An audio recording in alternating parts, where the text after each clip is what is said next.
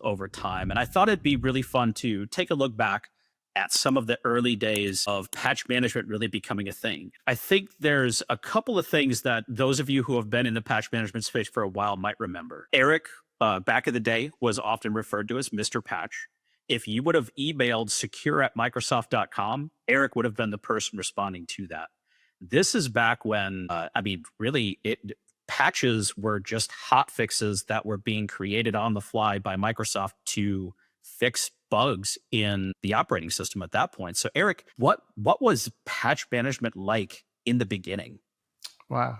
Well, I'm glad I'm retired now since the patch management problem has been solved. But we can go back and talk about the beginning of Patch Tuesdays. I was at the Microsoft Security Response Center, secure@microsoft.com. To be most responsive to customers, we wanted to release the patches, the security patches, as quickly as possible.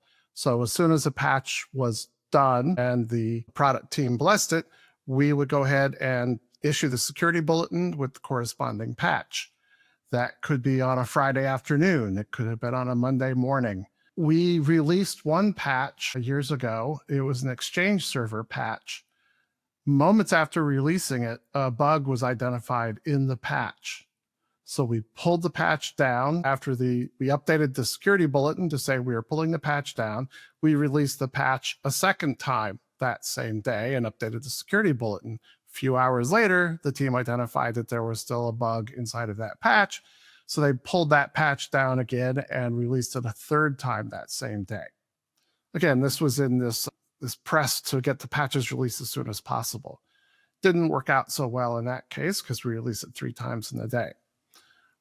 We shortly thereafter moved to a weekly patch process. That was Patch Tuesday. It was every Tuesday. That helped customers because you could then plan when security bulletins and patches would be coming out. Would be on Tuesday afternoons.